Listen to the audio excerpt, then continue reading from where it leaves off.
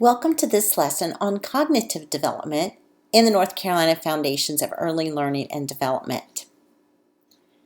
The cognitive development domain in NCFELD is color-coded green and begins on page 117. You should have your Foundations document with you during this lesson, as different page numbers will be referenced and you'll want to look along with us on those pages.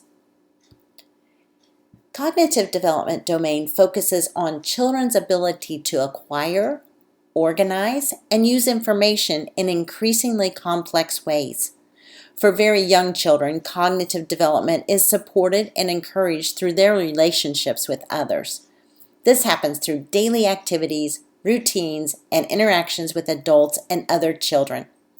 Relationships facilitate children's growing awareness of self, family, community, and their physical environment. They also begin to understand simple scientific concepts by noticing and wondering and exploring. As children grow into the preschool years, they begin to ask questions as they engage in increasingly more focused explorations. They begin to remember and use what they learn in the areas of mathematics, science, creative expression, and social connections. And as you see in this picture, this weighted vest helps a child with autism to focus. Enriching environments that provide many opportunities for children to explore and learn new concepts will stimulate learning in this area. Teachers and caregivers can promote children's cognitive development by providing interesting materials and experiences and encouraging children to explore and try using the materials in different ways. When we think of cognitive development, we often think about reading and math concepts only. However, cognitive development encompasses a larger scope of concepts and learning. Some of the processes and skills developed in the cognitive domain are making observations, comparing, classifying objects, solving problems, and asking questions, and making predictions. These skills support learning across all of the domains and link them together. Now let's watch a quick video of some examples of cognitive development.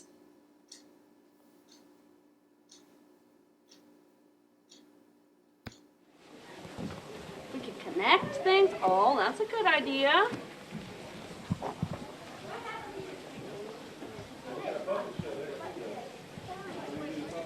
Very cool. What did you make? There you go. There. Yeah, that one.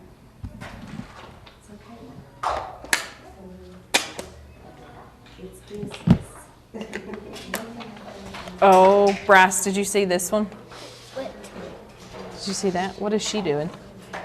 Helping the dog. Helping the dog? You think maybe he's sick? Yeah. So you're going to go sing happy birthday to Miss Heather? Here is her cake. All right, she's going to go to Miss Heather. Yeah. Happy birthday to you. No, it's still by you. birthday. You, Addison. Good job, Addison. Who blows out the candles? Does Unicorn blow out the candles or do I? I get to blow out the candles. Okay, I need to make a birthday wish. 1, 2, 3.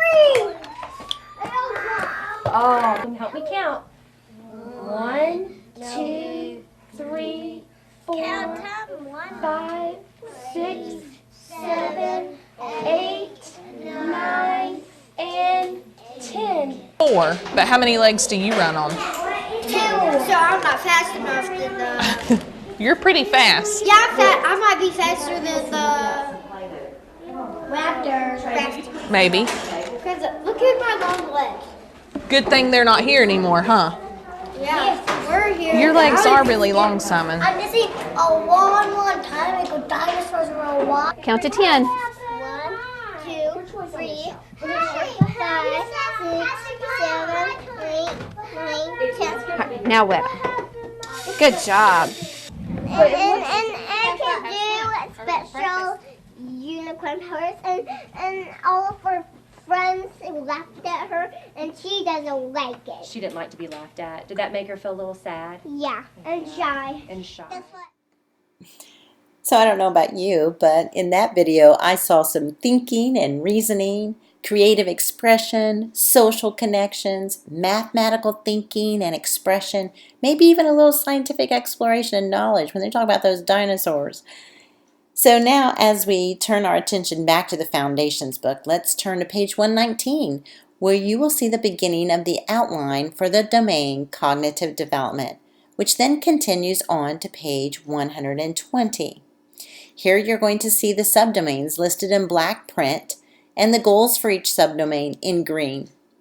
Now, many times caregivers may get frustrated when children continually ask questions, but this is how they learn and process information. Amazing brain development happens during the preschool years. When you support the developing brain, you are building a strong foundation for future school and life success. Now, cognitive development is all about learning. When a child imitates an adult, that's cognitive development. When a child builds a tower out of blocks, that's cognitive development. And when a child pretends to be a doggy or a daddy, that's cognitive development.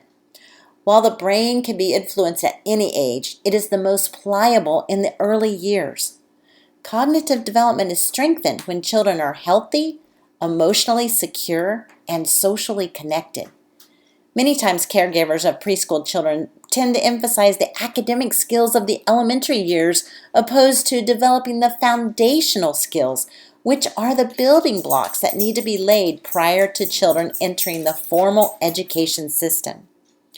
Now, some strategies that could be used with preschoolers throughout the day could be provide many choices for children, sing rhyming songs and read books, read a variety of books and let children retell stories, and respond honestly to children's questions. And it's okay to say, I don't know. Let's find out together. How about using naturally occurring math problems that are simple? And then talk about sizes, shapes, and colors, and compare objects, and provide many opportunities for children to express their creativity. Now, the current emphasis on STEM learning, which is science, technology, engineering, and math, has drawn attention to the importance of STEM in early childhood, too. Early childhood educators have already been helping children develop the STEM concepts by allowing them to explore, observe, ask questions, predict, and integrate their learning. There are no greater natural scientists and engineers than young children. Young children are inquisitive learners who learn STEM concepts through play. High-quality early learning environments provide children with the structure in which to build on their natural inclinations to explore, to build, and to question. Once again, it comes down to allowing children to play. Now we're going to watch this quick 3.5-minute video of the foundations of learning, building STEM skills from community playthings. So let's see if this video will come up for us. There we go.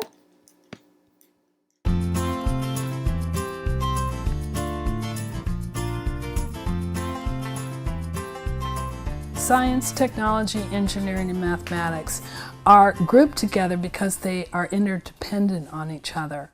We use this approach because we think it's the most inclusive for children, and we think that to prepare them for 21st century skills, we want to give them opportunities and choices that include STEM.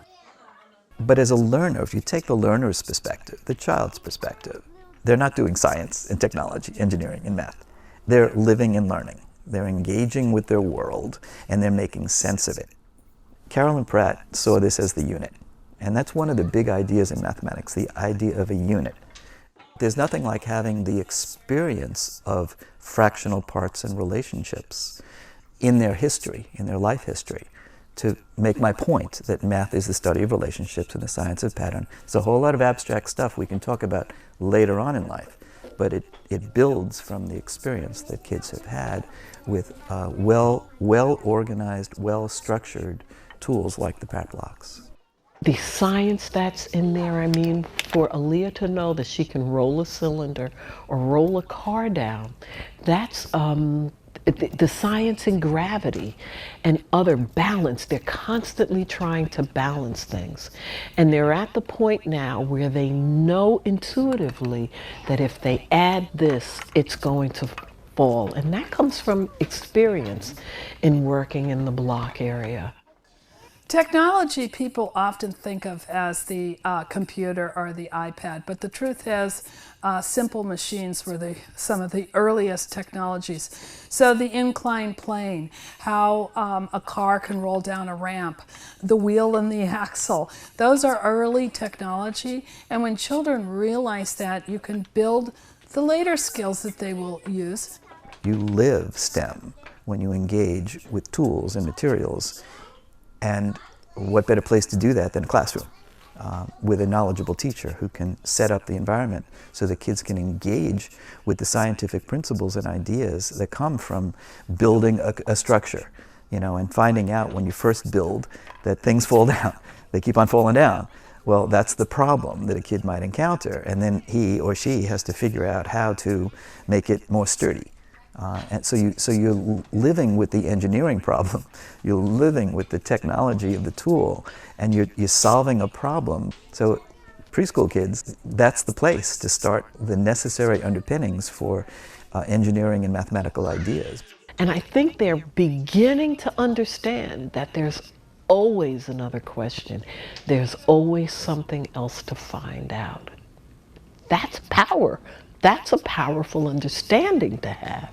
And we want children in schools, in public schools, very diverse children, to have the power of what their ideas are.